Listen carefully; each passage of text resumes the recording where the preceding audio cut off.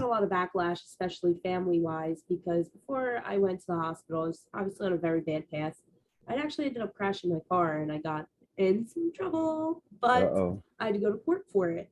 And I didn't have a babysitter, so I took my son.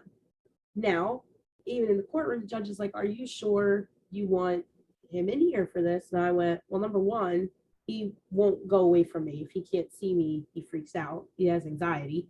But number two, I want my son to see me holding myself accountable for the mistakes I made because I want him to be the same way. Number one, unashamed to talk about it or show what happened because now he's going to come to me no matter what. Because if I'm, being the same way with him, I'm hoping he'll be the same way with me. But most importantly, I want him to see me get better." Listen to the vibes. Welcome, everyone, to another episode of Listen to the Vibes. And I'm very privileged to have Miss C.A. Knuble here with me. And she is a comedian and author. And I mean, she wears a lot of hats. So I'm going to let her kind of tell us a little bit about herself and get into a good conversation. So tell us a little bit about yourself. Well, thanks for having me. My name is C.A. Knuble. I'm from Philly, where it's kind of like from Backshots to Gunshots is a love story. But I have a beautiful 10-year-old son. I am an author. I'm a Cub Scout 10 leader. I'm a comedian. I have my own business. There's not much that I don't do, to be honest. I like to do social media management, like project coordination, mostly because usually when a woman does it, it tends to get done the right way the first time. Listen at you. I wrote a book in my early 20s because I am an attempted, let's say, extinguisher or, survivor. And I wrote a book after in my very toxic 20s called the Garden Tool Handbook, which is HOE, but to be fair for YouTube, we'll say Garden Tool here, which basically it was a little book that I carried around with me, and any little tips and tricks that I learned along the way in my travels, I wrote down, like to always wear a hair tie around the wrist and, just little tidbits that can turn into jokes, but actually have messages behind them as well. And now in my 30s right now, I'm actually working on rewriting that from a 30-year-old perspective because I'm a little bit more healed and only a little bit, but less toxic. So I'm also working on a book for my trauma story of survival. So that's exciting too. That I'm not rushing though. That's, a healing process. So I have a mental health project because I was not diagnosed with my mental health conditions until April of this year at 30. So once I got diagnosed, it was kind of hard for me to find information, about mental health and the issues that I have. And I didn't want anybody else to suffer that way. I felt really alone. My family did not understand. They didn't want to. So I made a podcast. It's informational. It has, for now, the 12 main mental health conditions, and it makes it a little more easy to digest what it is, what it looks like, what the symptoms could be, and what possible triggers and possible healing and coping mechanisms look like. Beyond that, I made a page to go with it. It's on my website, and it's also going to be on Facebook October 2nd. And it has folders with memes and quotes and different little infographics that I made for the same thing, to give information, to make it easy to digest, and to make people more aware of mental health and the different conditions. The next season, I will be moving into disorders, and then I'm going to be moving into phobias. But with that, I've been doing interviews with people from around the world that either have different mental health conditions or different advocates, therapists, doctors, or just people who want to give words of wisdom, to make people aware that they're not alone if they have mental health conditions, that we all have something we're dealing with, but it doesn't stop us from living fully fulfilled lives. And to also show them that there are people who don't even have mental health conditions that are here and want to help, so that no one ever has to feel alone again. I got some therapy during my 30s, but it wasn't until my 40s before I was really properly diagnosed. And that's only because I checked myself into a mental hospital. And, you mentioned about how your family and with your mental condition, isn't it weird how family will either deny it or they don't want to talk to you about it because they're afraid they're going to upset you, or they're embarrassed. And if they would just bring it up, you could have gotten help a long time ago. I mean, for me, it was kind of like my family knew something was going on, because they didn't know my survival story. They didn't know I had PTSD. They didn't understand why I had CPTSD after my little sister unexpectedly passed 2 years ago, is when it really started going downhill. I was disassociating, I was snapping, not in a violent way, but definitely it was angry. And I'm not an angry person. So for me to have that explosive anger and lash out like that, even once in a while, was just kind of concerning. But because I used my own kind of coping mechanisms that were not exactly the best route, let's say, my family they didn't step in. And honestly, that hurt for a while. It hurt for a while after too, when I made the attempt, and I went to the hospital as well. It's where I got diagnosed after I made an attempt. And they just don't make any kind of, effort to understand or research. And when I tried to talk to my mom about it, because I have BPD, if that means anything to you, that usually comes from emotional needs not being met as a child. It's not because our parents did it intentionally, especially for my mom. She was a single parent with 3 daughters. She worked 2 jobs. She did what she could, it wasn't like me villainizing her, saying that I had it, but she did not want to hear anything about it. Well, if I'm such a bad parent, that's what it turns into. So you're not a bad parent. You were a fine parent. I'm just letting you know this came from this. And I want you to be aware that this is where it came from. And that's why I react this way. And that's why I have these symptoms and behaviors. So, but it just did not end well. My family has a generational curse of emotional avoidance. It's one that I broke with my own child. My son is very vocal about how he's feeling at all times. He is not afraid to say something. So at least I have that going for me. Yeah, my mom, I mean, it's not that she's a bad mom. She was a good mom. She just wasn't one to say I love you or to show emotions. When my dad passed, I didn't see her shed a tear. Even when my brother passed, I didn't see her shed a tear. And I don't know why. I will get that way sometimes, but I'm like you. I wanted to end that curse. Yeah. And I think probably my children and my grandkids are probably sick of hearing Papa say, I love you all the time. They're not. They're not. My son every 15 seconds asks me for a hug and tells me he loves me. So, and he's almost 10. So like, I'm just like holding on to that while I can, because it's going to end very soon when he becomes a teenager and a preteen. But I feel like for our parents, because my mom was the same way, I always saw her as like unbreakable. And I know there's moments where she broke, there has to be, there's just no way with everything that she went through and I was going through with 3 kids. But I feel like parents feel like they have to put on that strong face and they have to be strong for their kids. But they don't realize that you're damaging your children by not showing them that you're vulnerable, because then your children feel like it's not okay to be vulnerable when it totally is. We don't have to hide how we're feeling from our children. They're human like we are. If anything, it makes them more advanced to show them how you're feeling in their emotions. It makes them more emotionally driven in their adult life so that they have a better understanding of people and how they feel and how to relate to them. It's that stigma in society that says you're supposed to hide your feelings. Yeah. And then you hide your feelings for so long, and it's no wonder people have a breakdown, because after a while you can't hold it in anymore. Yeah. Fun fact, burnout actually takes years to recover from. Not days, not weeks, years to recover from mentally. And it happens all of the time for that reason. People are just, let me just work so I don't have to feel how I'm feeling. Let me just keep myself busy and keep it occupied, instead of just sitting with how they're feeling and really saying, like, why does this hurt so much? And like really looking in and seeing what is it that's causing those behaviors and those feelings inside of me, because that makes you grow as a person, for yourself.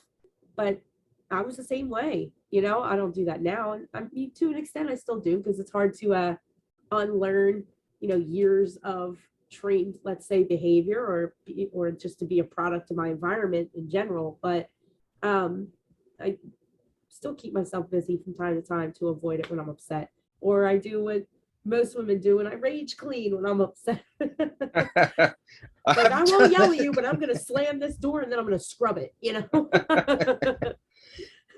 Well, I'm actually a pretty easygoing guy, and I don't get upset too easily unless I'm driving or I'm watching a sporting event.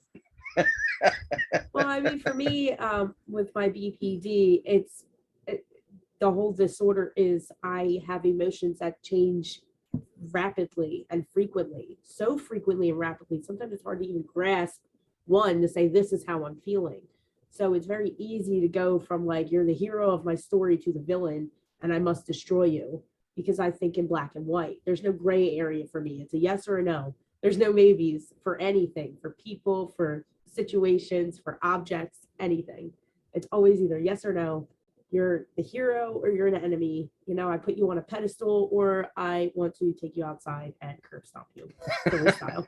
So that's kind of how it goes. But it's very difficult sometimes, especially because there's meltdowns that come and go with my mental health condition that I'm still, I just got diagnosed in April. I'm still kind of learning and channeling how it works. It's very strange for me. Before, it was kind of like I felt so much at once because I feel things very intensely. It's part of my condition. Like I don't feel happy. I feel ecstatic, and I don't feel sad. I feel like I don't belong on earth anymore. Like I'm not worth anything. I don't get mad. I get furious. It's just like extremes for everything. So trying to, I have an emotion wheel on my phone. I'm very loud and proud about that. Like, I feel like at 31, I shouldn't be proud about that, but I'm like super proud because I'll go, nope, I'm not very, very sad. I'm disappointed, slightly disappointed, and then I'm like proud of myself because I feel like I did it. Now, did you say you spent time in the hospital or you just got diagnosed? No, I spent time in the hospital. I did a couple of weeks in the hospital and they monitored me, and that's when I got my diagnosis when I was leaving. I was actually, they wanted me to stay longer, but I was not having it. It was not a good scenario for me. It was the first time I was really by myself with no phone, kid, friends. Like I always had people around or some kind of distraction to not have to deal with my trauma from my 18-year-old self or my younger years. But that was the first time I had nothing else to do, and I triggered for 30 hours. It was very hard to discern what was real, what was not. I was seeing things that were not there. It was, for lack of a better way to describe it, primal. I never want to experience anything like that again. So no, I will not be going back, and I was not staying any longer than I had to. Once I was like, all right, I'm good for the most part. I could do outpatient, and I have been still, and I'm on meds now, so everything's kind of balancing out. For me, it was I would hear things. Oh, I do too. So I still do. I love it though. All the, when you have voices telling you to do things to yourself that so you shouldn't be doing. You have the intrusive thoughts. Yeah. Those are really difficult. See, mine is a little bit different, and that's why I kind of like mine. I don't hear voices. I literally hear music, like symphonies. Like I'll hear a slight piano, and there's nothing on or no one around. Then I'll start hearing like violins, and then it'll just be like a full-fledged. Like if I feel an extreme feeling, that's when I'll start to hear it. And when I start hearing those little, like it start to rise, that's how I know like I'm getting worked up and I need to step out, of whatever I'm in. It's triggering me and I need to go. It's so, for me, it's like, is this my like theme music? Like, do I got a theme song, but it's only in my head and only I can hear it, it really calms me down a lot, honestly. It's very strange. Whenever I talk to people about it, they're like, so you're nuts. Like, well, yeah, I told you that, Well, if someone has never been in a facility and then they don't really know what it's like. So when you go into a place like that, number one, you already feel weird because you're going through what you're going through. Right. And then you're surrounded by these people who have their own problems. And even if you could talk to them, you're like, well, they know what I'm going through, so I don't really have anyone to talk to. Right. And I know that sounds weird, but it is. You want somebody who's outside of that way of thinking to talk to. And the therapy sessions are great, but you're there by yourself. Yeah. Everybody's dealing with their own stuff. They're around you. You don't have access to your phone. Nope. You have to watch what everybody else wants to watch on television. Yeah. You eat when they tell you to eat. You take your pills when they tell you to take your pills. You go to bed when they tell you go to bed. And yeah, it's not a very comfortable situation. You already feel bad, and it somehow makes you feel worse. But the therapy helps, if that makes sense. It does. And you're right. They lock you out of your room, usually about 12 hours a day. And you have to sit there and either watch what everybody else is watching on TV, or read a book, or write, or, find alternatives to keep yourself occupied. And a lot of the times it's necessary and you don't realize it.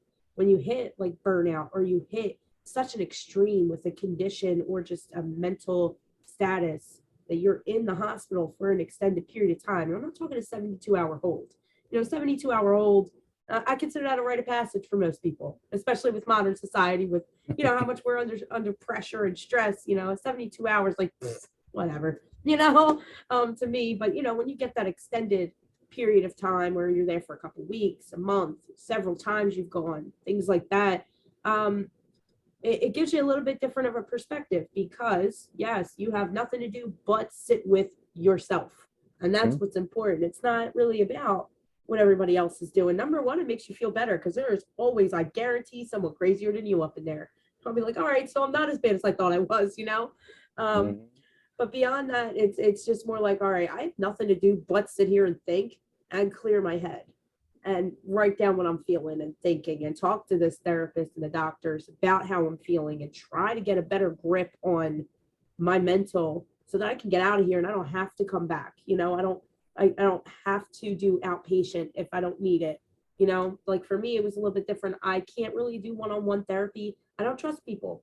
Makes me very uncomfortable. But group therapy, no problem. So that's why I do outpatient. I just think it's really beneficial for me to do group therapy. The only issue that I have when it comes to the institutions is, number one, the lockout. A lot of the times we don't want to be in public when we're going through that kind of serious mental status. Like, at least let us in a room and keep the door open, There's no privacy. They check on you every 15 minutes. Yep. None. If you're in the bathroom for more than 15 minutes, they're not going to the door to peek in and check on you, and I totally understand why, obviously, but, it's just like really uncomfortable for everybody. But, sometimes it's necessary to clear that mental, and you have groups where they give you kind of, like breathing techniques, coping mechanisms, different stress relievers, different tips and tricks, or just to play bingo or something, just for a group. Yeah, and if you're a smoker, forget it. Forget it. You go out and smoke when they say you can go out and smoke. You could go out and smoke, because we could not. Really? I became a non-smoker real quick. Yeah, no, we could not. They would hold on to your cigarettes, but when they decided to take everyone out for a 15-minute break, then you could smoke out there. But it was not very often that you got to do it. I think it was 2 or 3 times a day. Yeah, we went outside once a day.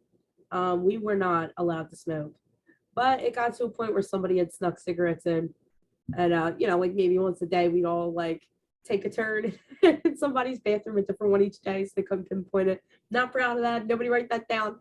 But yeah, it got to that point, because how are you gonna put people in here for extended time, and we're smokers, and like, why is it your decision whether or not I continue to smoke? That's not your decision. It's my decision. Like I'm already in here. I'm already following your schedule. I'm already eating your food, which usually sucks. And although I will say the hospital I went to, food, they put love on them plates. Okay. Oh, Love. that's Love. that's something different. Like it was seasoned food. They seasoned everything. I was excited. Because I was expecting, cafeteria food, maybe like a bag of milk and a hot dog, but no, they cooked pretty well in there. I did gain some weight, and I will say, because I have an issue with monitoring how many times or how often I eat. A lot of times I forget. And then I'm like, why am I like starving right now? I don't know. Because it's been probably about 36 hours since I ate something. Like maybe I should take care of that. But there it's, meal and snack, meal and snack, meal and snack. And you can hide your snacks in your room. So you're in the middle of the night if you wake up, just nibbling on snacks and stuff. So because you can't have a cigarette.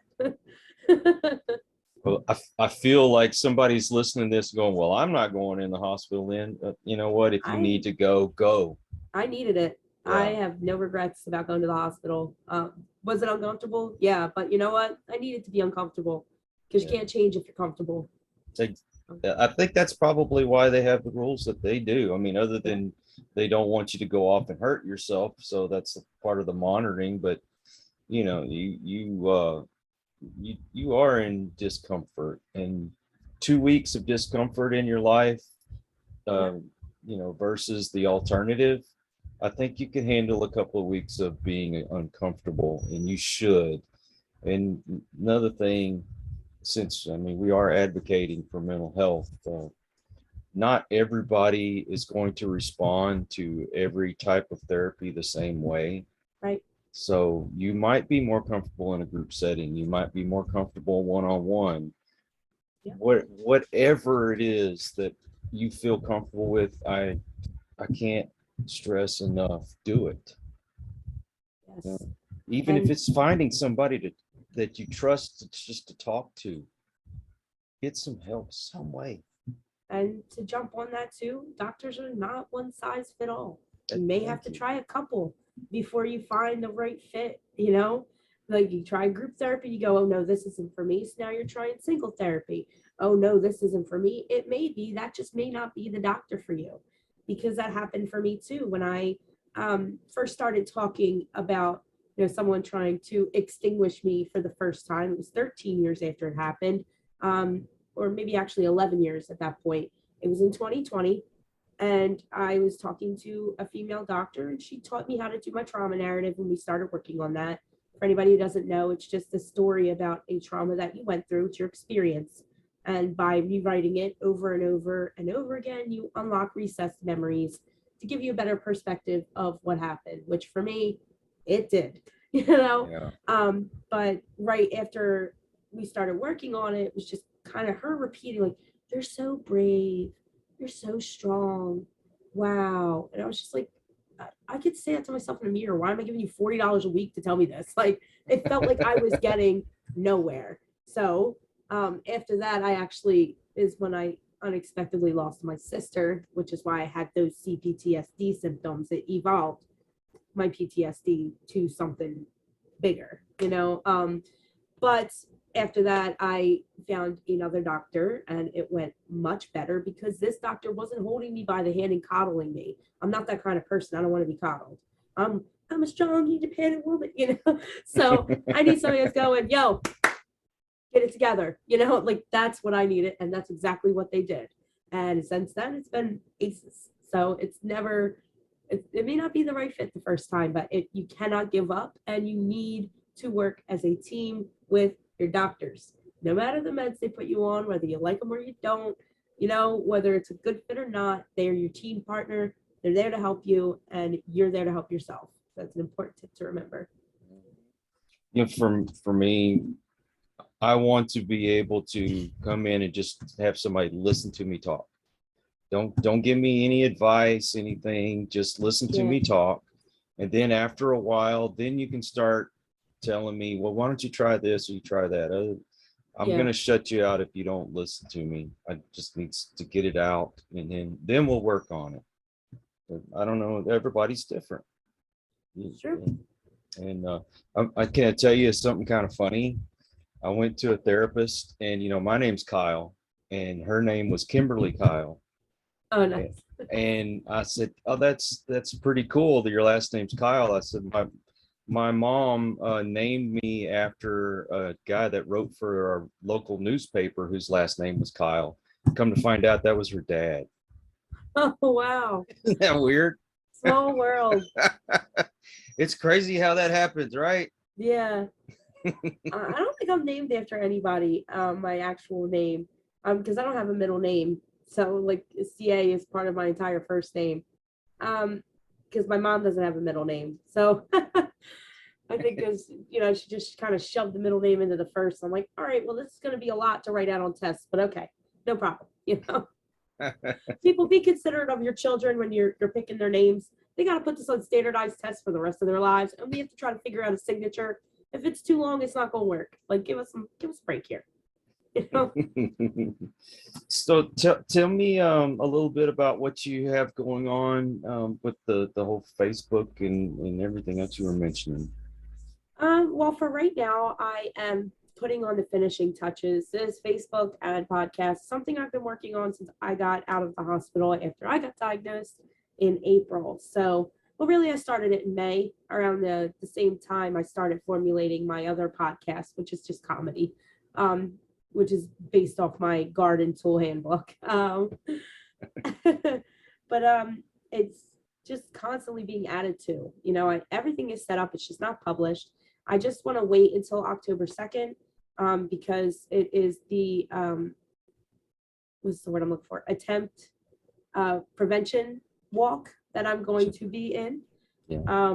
And I think that's, really kind of bringing it full circle for me because of my attempt and how it led me to this in the first place. And, ending it with me trying to pull other people away from the same thing. Now, I've lost a lot of people in my life, even if it wasn't a direct attempt, in ways with behaviors and doing things that they knew may have that effect and did.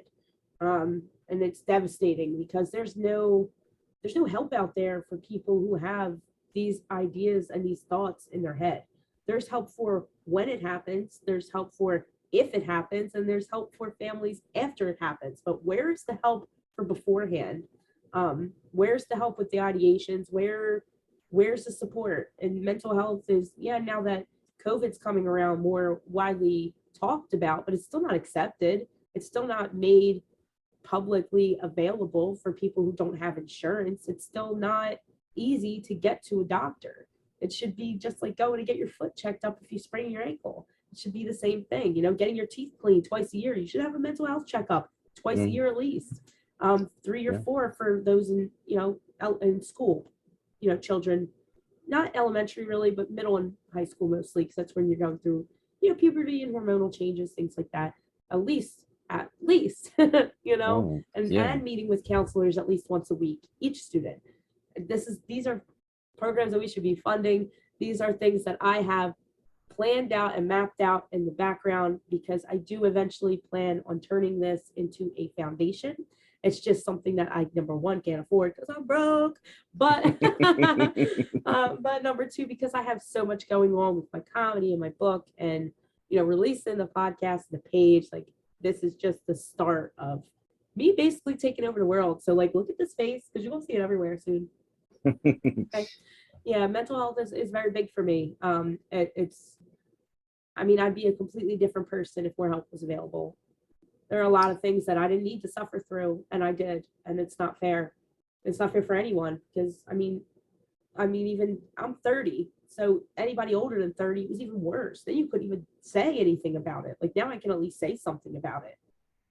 Anybody older couldn't even say anything about it. It wasn't okay. Suck it up. Well, you don't know what tired is, or we had to walk 2 miles in the snow to school. Like, all right, but I didn't ask you. Like, I'm just saying my feet hurt because I didn't walk to school today, People invalidating your children, but that was especially very heavy, and it was kind of a trickle down effect, but now it's, I think it's kind of leveling off to where it's now being it's being handled in a very different way now. It's exciting, but I'm hoping with this page that I'm making, which is just basically memes quotes, info, just anything you could think of, interviews. I'll be live every Tuesday for Talking Out Tuesdays, where people just jump on and run their mouth, like just talk it out, say what you're feeling. Somebody's listening, even if it's just me. There's somebody out there everywhere, anywhere, at any time. There is somebody who is willing to listen, because a lot of the time when it comes to ideations and attempts, it's because no one was listening. Even if there were warning signs, even if there weren't, there is a 99.9% chance that that person sent a message or posted something or did something reaching out and nobody grabbed their hand. So I don't ever want that to be a thing again. And I know we have the prevention hotlines, but to be realistic, I've been in those shoes, never the same size, but I've been in those shoes and I didn't call either. And I wouldn't have. It's different when you're in that mindset. Sometimes you just don't even have control. Yeah. But you never It's know. true. I'm hoping my page will, maybe guide some people or save a couple lives. I could save one and I'd be cool with that, especially because I've been working on this for like 6 months and I haven't slept. Do you see these bags? This is makeup. Like there are bags here. Okay. Yeah, it's really close to me, and I'm really proud of it. I can't wait to premiere it and launch it, and for more people to get involved. I do have a couple people from the hotline that are going to help, as far as the Cool. messenger is concerned, because obviously I am not a doctor. Obviously that is something that I posted everywhere on the page, just to make it clear, I'm not a doctor, but I'm here to listen, so by having those hotline workers on the side that'll help me with the inbox, it'll make it easier. But I think by having it in this style instead, it makes it also more personal. Yeah. When people reach out. So instead of being on the phone and them telling me what's going on, I'm going to click their profile and I'm going to look at what they like and what they don't like, and I'm going to bring them back with their likes and why they should stay, and what may be bothering them. And oh, I saw your post a couple days ago, I'm really sorry that your dog went to the pearly gates, but like it makes it more personal and it makes it easier to bring that person back instead. It's not personal on the phone. Who wants to sit on the phone crying because you feel like you're at the end of your rope and you're in that tunnel and you're just tired of seeing the tunnel, whether there's a light or not. You're just tired of the tunnel. When you get in those moments, like you don't want to sit on the phone with somebody listening to you blubber. That's not cute. That's just humiliating, honestly. It's great that we have those things. Don't get me wrong. I know they've saved many, many lives, but it's not for everybody. Just like the doctors are not one size fit all. Neither are those. So Well, I'm not a doctor, but I play one on TV. hey. When you do these lives, will you share them to my page? Sure. Because I'd like to be able to help you promote it. Thank you. I will forget. I'm not going to lie. As busy as I am, I will forget. So if I have to give you access to the page, I don't care. Share it. So leading up to the walk on October 2nd, I have it scheduled in my calendar, and I already made the little advertisements and commercials. I've taken little clips from these interviews that I've done with people, and again, all over the world, Australia, South America, London, everywhere. I took little clips and bits, at the end of my interviews, I always say, is there anything, I'm going to give you the floor for a couple minutes just to tell people what you want them to know, or give them a word of encouragement. I clipped those words of encouragement, and those we're going to start using to promote the page the week that I premiere it.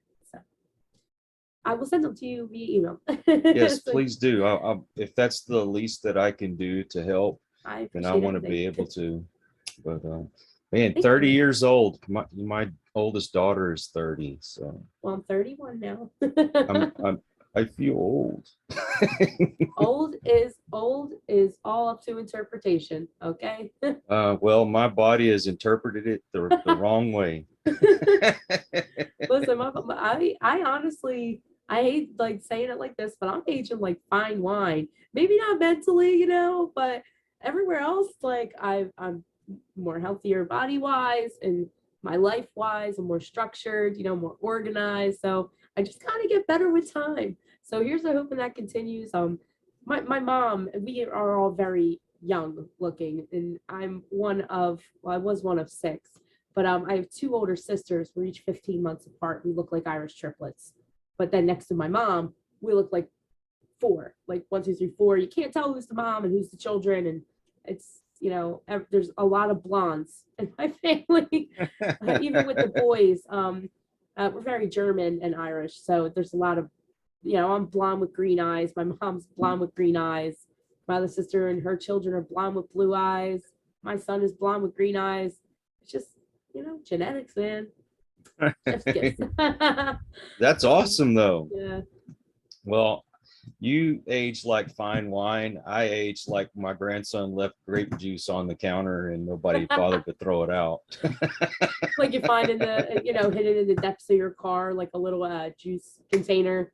Just like, Yeah. Oh, when's this from? Yeah, I've had a couple of those. I've also had an episode where I found slime, and that was very devastating for me.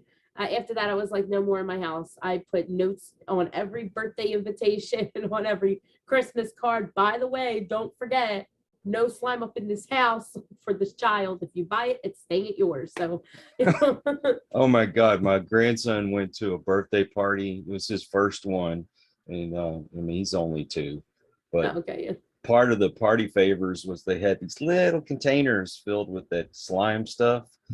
And half of it was still in there and half of it went down his gullet. So, I mean, thank God it's non-toxic, but Yeah. oh my God, I can't believe he ate that stuff. Yeah, like I'll let my son make slime, with the glue, and that's a science project. That's good. That's good for his sensory. It's good, for exploring and discovering. What I'm not going to do is, number one, spend money on it. Have you seen the prices of slime?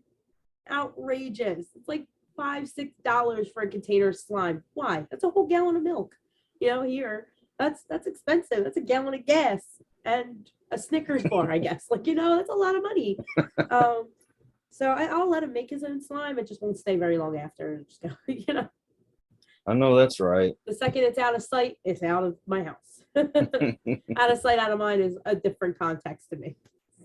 Yeah, that's the problem. Out of sight, out of mind. But that's not out of the kid's mind. They're gonna get it and play with it. That's for sure. My son, he's got so much. My son is an only child, and for his father's side of the family, he is the only grandchild.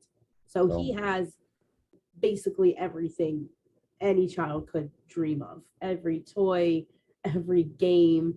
I mean, he has like an Xbox 360, so it's not like he has like a new PlayStation or anything like that, but he has an Xbox, a Switch, he's got a phone that he plays on. It doesn't have service, but it connects to the internet.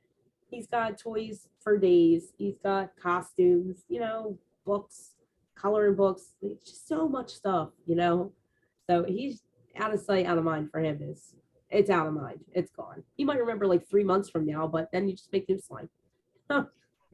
My parents, they started buying stuff for my kids, and I remember telling one of them, I said, enjoy this, because those are not the same 2 people I grew up with. Right. Right. So I gotta say this, because like this is something I bring up every year. So my mom had a tradition where she would give us a gift on Christmas Eve, because we're German. So it would always be pajamas, and I was always really excited. Even in my adult years, pajamas, I was always excited. I love pajamas. I don't wear them anymore for some reason, but I love pajamas. So when I had my son, the first Christmas I had my son, we got to open the Christmas Eve gift, and they were pajamas for him. And I'm like, where are my pajamas? Like, I was seriously offended. She was like, he gets the pajamas now. I'm like, no, where are my pajamas? Like, I was literally about to fight. And yeah, it's just like after that, like sometimes if I'm yelling at him for something, she'll go, don't yell at him. I'm pretty sure you tried to off me twice by now, and I like came back to life or something. Meanwhile, I can't even yell at this kid.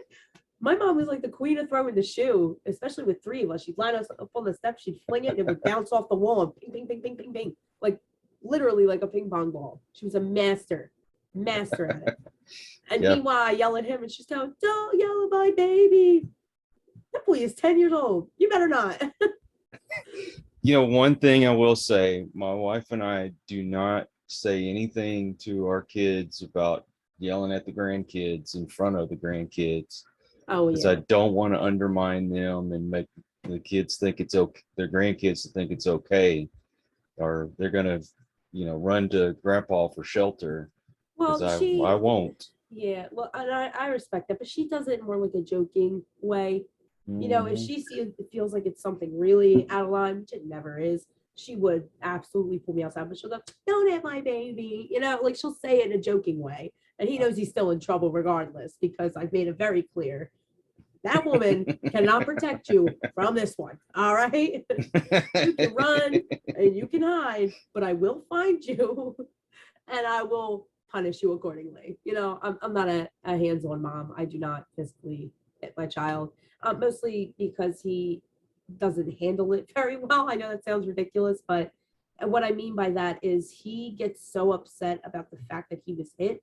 He doesn't learn the lesson about why he was hit.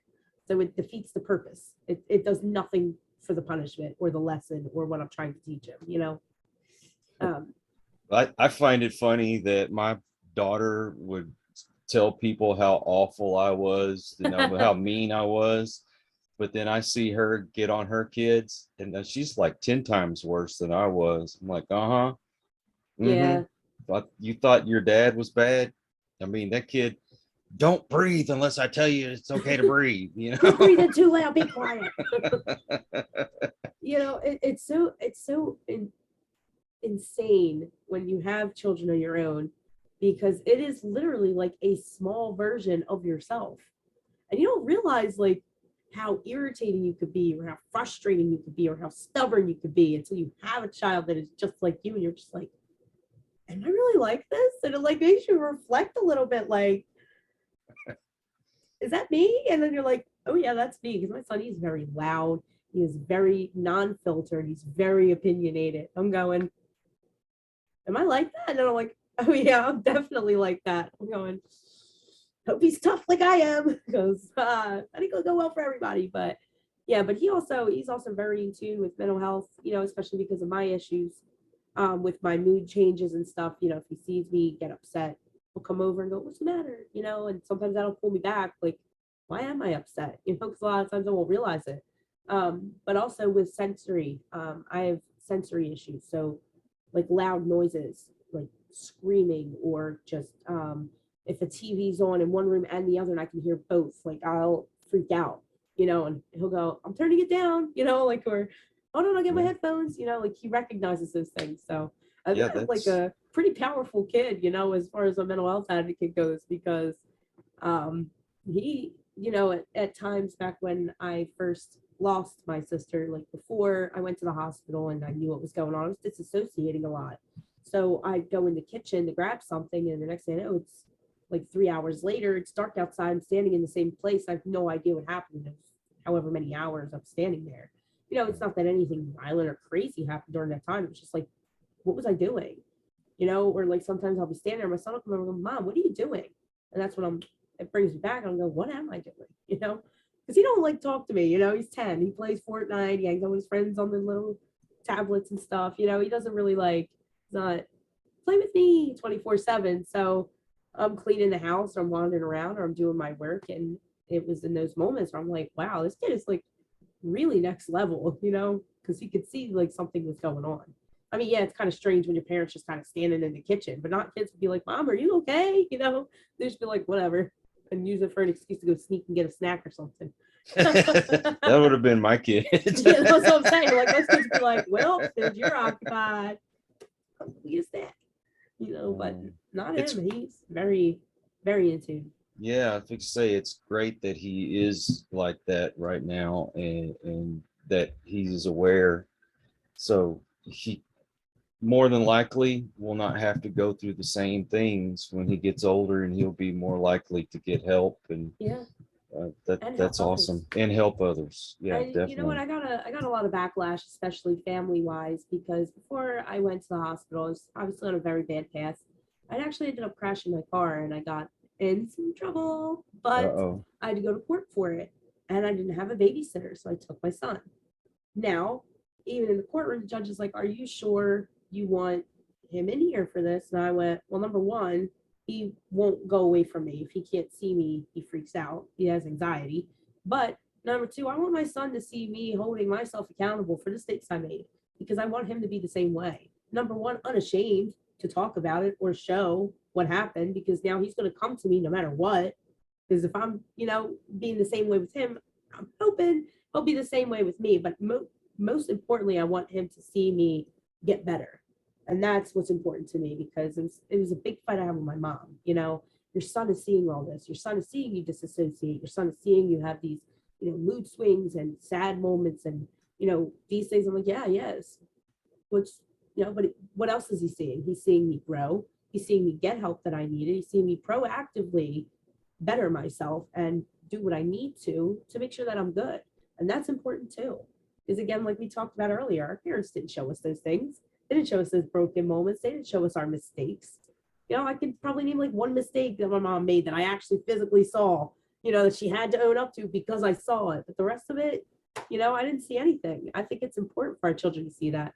Most people won't agree with the whole courtroom thing, but you know what? It's up to interpretation.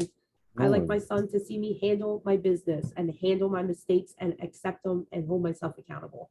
So, Well, you're not hiding him from the truth of the world.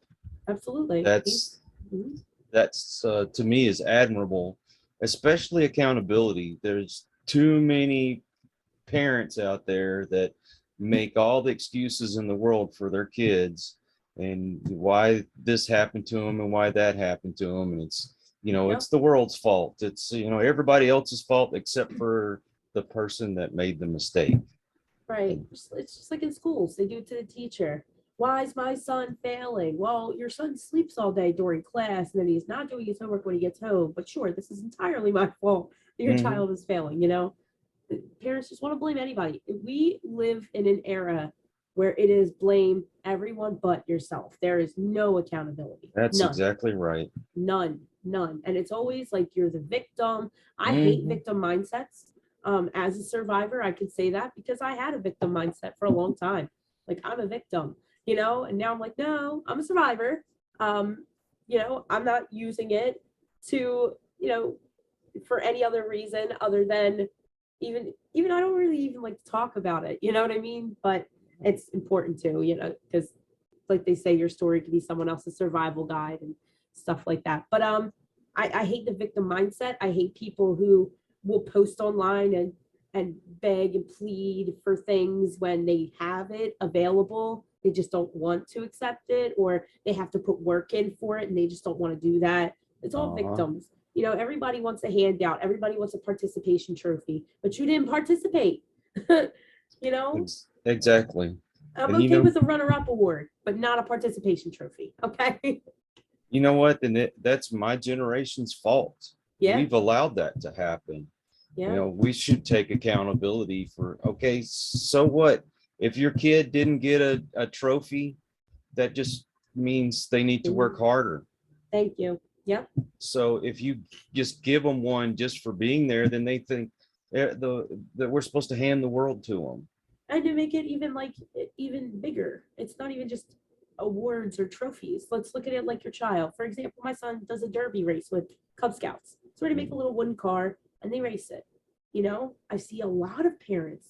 Oh, you didn't win. Let's go get some ice cream, or oh, let's go to the store. I'll pick out a toy. Stop. Your kid lost. Oh, we'll try again next year.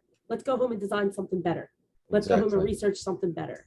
That is making your child proactive to win and giving them that competitive spirit, but also makes them feel better without having to buy them something or console them. Stop babying your children. They're not babies. And even if they are, stop treating them like they're babies, or they'll never be functioning adults, because what happens when they're in, a contest at work and they lose? Are they going to go out for ice cream after? Are they going to go on a shopping spree after because they feel like that's the only way they can console themselves because that's what you taught them? Or are they going to work harder and try to be better? It's entirely up to you. That's what we need to do, is teach them to work harder. And you know what? Maybe you'll get it next time. Yeah. It depends how hard you're going to work on it. If you dedicate it to whatever it is, and you win, then you deserve it. You know? Yeah. Amen, sister. High five. And it's hard, it's hard because it's hard for me too, because they cry and it breaks your heart. Because I mean, like, especially my kid, he tries very hard sometimes for things. And when he doesn't get it, or he doesn't win, or, he doesn't do as well as he thought he was going to do, there's nothing I can say that will make him feel better other than to say, I know that you're upset, because that's me validating his feelings. What can I do to make you feel better?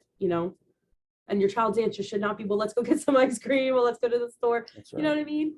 Your child should be able to talk it out with you. But that's another thing that we do too, is we don't validate our children's feelings. That's why there's so many people in the world with BPD like me. All we hear is suck it up, or you're not tired, you don't know what tired is, or, things like that. And that's not your responsibility to judge if they know what tired is or not. They're children. They're allowed to be tired. How about you acknowledge the fact that your child is tired? I'm sorry you're tired, but we'll be home in X amount of time and you can take a nap, or I see that your legs hurt because we walked a few blocks. My son, he's very lazy. I see that your legs hurt because we walked a couple blocks, but guess what? That means we're halfway to our destination and you can take a break. There's a difference, and people don't realize that.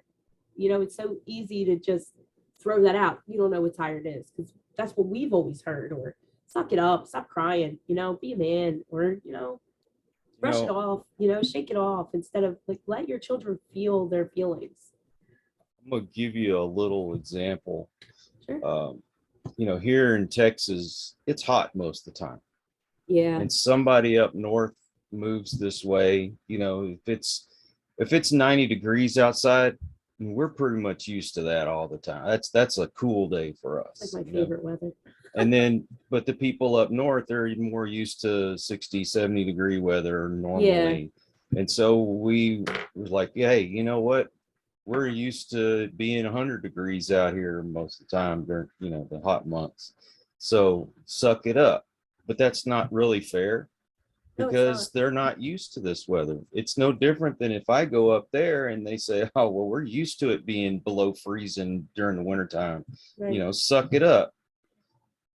So we have to, you're validating their feelings. We have to validate the fact that, hey, you know what? They're not used to it, and we're not used to the way it is there. And so let them get acclimated first. Yeah. So when it's the same thing when you're dealing with different problems, is, if a kid is lived in the city all his life, you can't expect him to be on a farm and know what to do on a farm if he's never been there. Right. So we gotta be more understanding in that sense. But I'm like you, be accountable. Yeah. But if you need, at least try. So that's all I gotta say about that.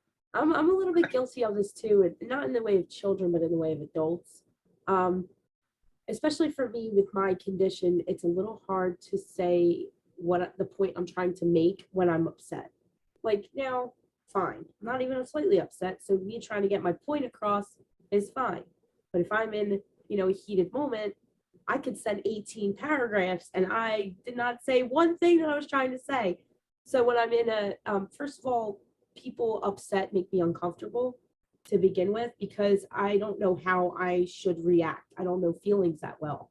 I don't know what I'm like, what facial expression am I supposed to make? Like, I'm a crack a jokey joke, because that's what I do, and that's not appropriate, So in those moments where they're like, yeah, I feel really sad today. I got a lot on my plate. I worked X amount of hours. My response is to go, yeah, I worked X amount of hours. It's like 2 more than they did. And that is me trying to show them that I'm relating to them. But in reality, I'm diminishing how they feel without realizing it. And we all do this, or when we say, I know exactly how you feel. No, you don't. No, you don't. We don't, because nobody could ever feel the way somebody else does. We all have different interpretations and perspectives and feelings. So, I mean, if you could go through the same thing that somebody else did, the exact same moment, the exact same time, and both of you will have a different perspective of what happened and how you feel about it. I do that way too much. Yeah, it's just something that, like, once you hear it, you're like, oh, and then you start to recognize it. Instead, you're turning and saying, wow, that must have been really hard instead, or what can I do? That's my new thing. What can I do to help? Do you want me to listen or do you want some advice? Yeah, that's something that I started to do too, because sometimes people just want to vent. They don't Yes. need your advice. Unwarranted advice. Exactly. It's a Well, friendship ruiner. before we end the show, tell us a little bit about your comedy. So I actually have always just cracked jokes. Like I said, crack a little jokey joke. I have always done that. It's just I don't know if it was like a coping mechanism or what, but I've just always made crazy things up and said them and people would just laugh. But a couple of years ago, a good friend of mine I grew up with, I reached out to them and they were doing stand-up comedy. And they were like, why don't you try it? And my family was like, yeah, like, why don't you try it? And I'm like, yeah, why did I get paid for this? Like, you know what I mean? I'm doing this for free, So I went on stage for the first time, nailed it. And it's kind of crazy because I'm a Virgo, so I like to plan things out. I like to have my sets written out meticulously, like start to finish, and I never use them, never. Because as soon as you get on stage and those lights hit your face, it's kind of like Men in Black where they do the flash, same thing. Like everything that's in your brain is gone, and if you're funny, you're funny. If you're not, you're not. And in the last couple of years, I mean, I've done around the East Coast. I've done a lot of shows. I dialed it back a little bit more recently. I don't accept as many, I don't go to as many open mics. I don't, because I have so much on my plate already. I'm the kind of comedian where you won't see me that often, but when you do, you know who I am. That's it. That's the kind of comedian that I am. Whether it's because of the jokes I tell, when I went to a thing, there's something here called Stand Up at the Movies, and I'm sure it'll be nationwide soon. A good friend of mine, Keith from up the block, who's a comedy legend, back in the days of MTV and YouTube only. But he has this project he does where it's kind of a live stand-up, but also like movie clips that he made, like little it's like a movie itself, but then there's stand-up comedy and live music and things in between.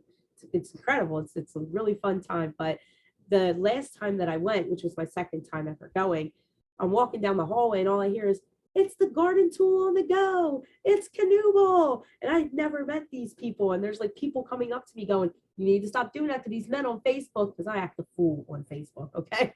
I act a fool on Facebook. But it's just like it really felt like my work was worth it at that point, because before it's just like, this is something I do for fun. It wasn't about the money. It wasn't about trying to get my face out there. It wasn't really about any of that. It was just literally to, number one, give it a try, but number two, once I did try, I was like, this is fun and I like it. I have 2 jobs. I have a slew of things. It's not paying my bills to do comedy. It's something I do for me to have fun, and because it's a gift to anybody who listens to me, because I am hilarious and adorable. So Well, I'm the funniest person I know, so I say the same thing. Yeah. I was like, I'm literally like, people stare at me like they've never seen a walking goddess before, it's a curse. It is.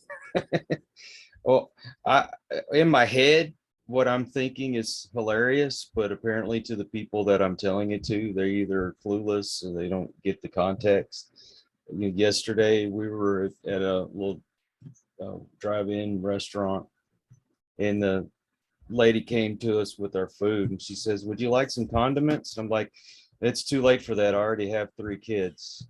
Yeah, I think that's funny. I thought it was funny. It's a dad joke. I'm not gonna lie to you. It's a dad joke. But it's a good one. It's a solid one. I like it. Or the people at the grocery store that says, well, you like your milk in a bag? And I'm like, no, keep it in the jug. It's a lot less messy that way.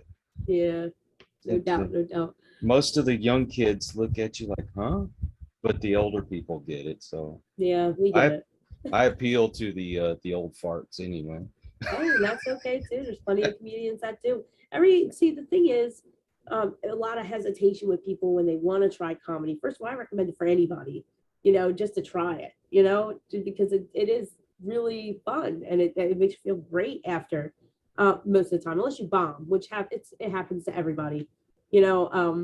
But beyond that, it's a good time if people want to talk to you after and they think you're hilarious, and they'll talk about your jokes. But the biggest holdup, I think, is people forget that everybody has a different sense of humor. The same jokes that some people found funny, others will not. My garden tool jokes, like for example, I have a show coming up this weekend. My garden tool jokes are not going to do well with this crowd because they're, middle-aged married couples. So I'm going to gear into my other kind of comedy, because you should always have in the back pocket, different kinds of comedy, but you have to be prepared. Like I said, if you're funny, and you know it. And if you're not, it shows. So Well, there's stuff that we can talk about here in Texas that we will get it, but if I try to tell the same joke where you're at, yeah, y'all be like, I don't, what, huh? Yeah, it's the same here. People make jokes about SEPTA, and you're like, what is SEPTA? It's our bus system. We know that, but you don't know that, or it'll be like backdoor. You have no idea what we're talking about, but here it'd be like, there's a word I'm not going to say after because YouTube, but male phallic symbol head, Yeah. backdoor. That's a big thing here. Like people stand by the back door of the bus and they'll shout that the bus driver will open the back door, but anywhere else they'd be like, what are you talking about? So, that's another thing too. Like you said, the area you're from, there's different jokes that you have to realize may not hit somewhere else, once you start to travel with your comedy or online. So. Well, it's the same thing. I can tell a joke here in Austin that people here in the area would get that they wouldn't get in Houston. Right. And it's 3.5 hours away. You'd think that everybody would know, but they don't. Yeah. It's kind of the same here, because here you have a real like urban, street environment. And then 2 hours away, you have the Poconos where there's rednecks and they ride side by sides and trailers and shoot stuff in the backyard. They're not going to get the same style of comedy. So it's the same anywhere. We saw a post on Facebook and it said something along the line of don't be naming your kids Paris and London when you're more like Wharton, and I forgot the other town, and you wouldn't get it, but here I'm from the area, we know the area, so yeah, we know what you're talking about. That's cute. It is what it is. Now plug your book, and don't worry, you can say the word. Oh, okay. Oh yeah, I am going to be re-releasing my Hoe handbook sometime early next year. I don't like to put a date because I'm not rushing it. The only reason that the mental health stuff has a date is because it makes it full circle for me. It's sentimental. And because I'm done, I'm just kind of dragging my feet. So it's ready. I'm just kind of hesitating. And also I have a couple more interviews to finish up and edit videos for. So I'll start releasing those interviews weekly once the page launches. But yeah, I'm rewriting my garden tool or hoe hand book from a 30-year-old perspective to come out sometime early next year. So you got to make sure you have it, because I teach people how to please and be pleasing through sexual and self-empowerment. And when that comes out, let me know as well, because I'd love to post it. I will post it on my page. So thank you. The links to buy the book, everything, make sure you get those to me if you don't mind. Oh, I don't mind. And I have my podcast twice a week. That's about it. And what is the name of your podcast again? Oh, on the go. Oh, on the go. Oh, on the go. Yep. You never know what you're gonna hear.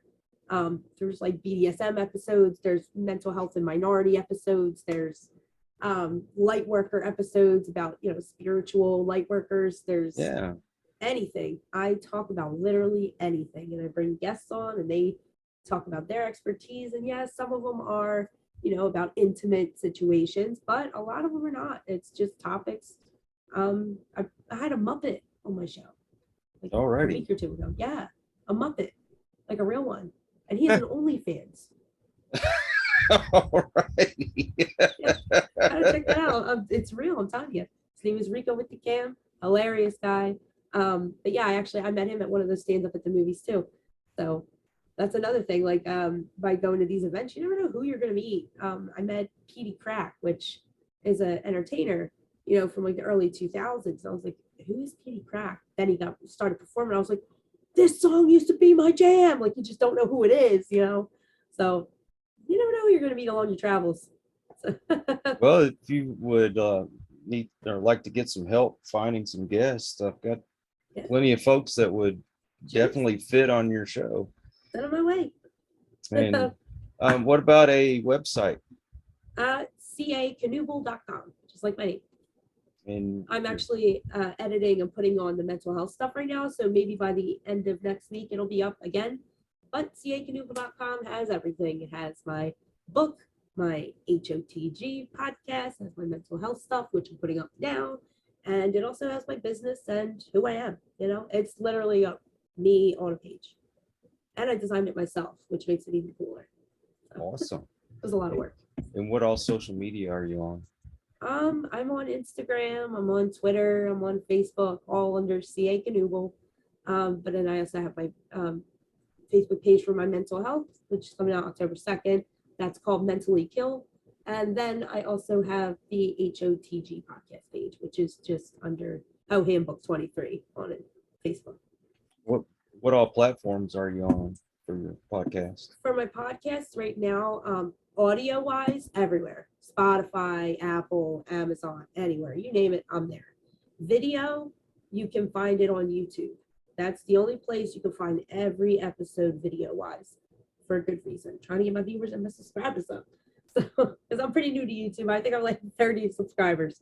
And one of them is because I had a guest on my show, and he has just a posse behind him of people who do not like him. I did not know how serious it was until there was an hour and a half long YouTube video about me. So Oh no. I'm sitting there watching it with popcorn. I'm like, this is great, you know, because I don't have an issue with it. But then the next one, you know, they did it again. I'm like, all right. So then I hopped in the comments. I'm going, well, since I'm in the conversation and it's about me, like, what's up with me joining? Because they couldn't find my YouTube page. So they let me in their Discord, and we hashed it all out, you know. It was great, actually. I loved it. So they're like literally, I think more than 2 now at this point, maybe 3 hour-and-a-half long videos about me. Just roasted me. It's beautiful. I love it. They said nothing about the gap in my teeth. All the things they could say, nothing about the gap. You know, like that's number one for anybody who wants to make fun of me. I was disappointed a little bit, you know. You know, I knew I had made it when somebody put in the comments that I did oral on a male chicken. So Nice. you Yeah, know, that's how you know you made it. Yeah. So I didn't want to say the exact word, but you know, you get it. I get what You you're get saying. I get what you're saying. I mean, for me, it's like, oh, she's got a feminist empowerment pod. I was like, do I? Or is it a self-empowerment? Because I'm pretty sure I have an episode on explosion retention, let's say, for men. No, that's not for me. You can tell by my face. I felt like I was in history class. I had no idea what was going on. I was like, is this like edging? And the guy's like, no. And I was just like, oh. I'm like, that has nothing to do with me. I don't know the same part, you know? But and most of mine are gender neutral anyway. They're mostly educational, especially when it comes to the, let's say, play aspect of my shows and the episodes that have play. Yes, there's comedy in it, but it is very informational. Especially, you know, when I get into, you know, the kink and BDSM stuff. Purely informational. So. Folks don't realize that self-empowerment is going to be different than just, you know, female empowerment. Yeah. It's for everyone. So I want everybody to have bad female dog, big male genitalia energy. Okay? So write that out. You'll get what I'm saying. Bad B, big D energy. Gender neutral. Just big energy. Everybody should have it. Like when I walk into a room, it don't matter what I'm there for, who is there, what they are there for. Everybody in that room is there for me. Everybody in my head. That may be my mental illness, but it's helped me out a lot, you know, with my confidence. Like you can feel my confidence when I walk in the room. I'm very intimidating in person. Very. just like my cat. She thinks that everybody's there to see her. So, right. You know. Right. Is she one of those cats that like just comes and puts her butt in your face for no reason? Oh yeah. I hate that. Like my friend's cat does that. I'm like, yeah, first of all, I'm allergic, so I can't have cats or dogs. Oh. Yeah, I have 3 guinea pigs though. And actually my roommate, the friend I was telling you about that actually got me into comedy, has a pig. His name is Kevin Bacon. And he's a tenant, you know, temporary stay, but he's pretty funny. He's hilarious. He thinks he's a dog. He barks. He hops into the tub and turns it on to get a drink when he's thirsty. He's great. Yeah, he reminded me of this teacher we had in high school. I think his middle name was Philip, but I don't remember. But it was Chris P. Bacon. Nice. The things that pop in your head, right? Yeah. See, that's why like I'm not married, because I need to marry somebody with a comical name. I have to. Because my initials are CA, like CA. So it has to be funny, like CA Poltergeist, or CA Lampshade, or something crazy. So I'm on a quest for anybody listening to get married to a man. Must have a crazy name. Yes. There are other requirements, so make sure you inbox me first. Thank you so much for coming on my show. I appreciate your time, and it's been wonderful having you here. I had a great time. Thank you so much for having me on. Oh, of course. If you would you send me all your links so I can share them in the description, and that way folks can find you a lot easier? Sure. No problem. Everything's under CA Canoodle, so it'll be really easy. I'll send them right after we're done. I appreciate that. And also I appreciate you out there.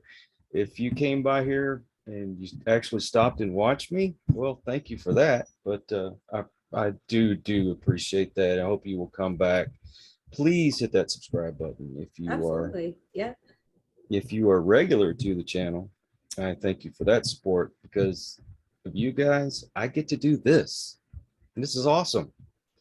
So until the next one, please take care of yourselves. Be kind to one another. God bless and peace. We hope you enjoyed this episode of Listen to the Vibes. You can catch us on Buzzsprout or wherever you listen to your favorite podcasts, and on YouTube. Follow us on Facebook at The Vibes Broadcast Network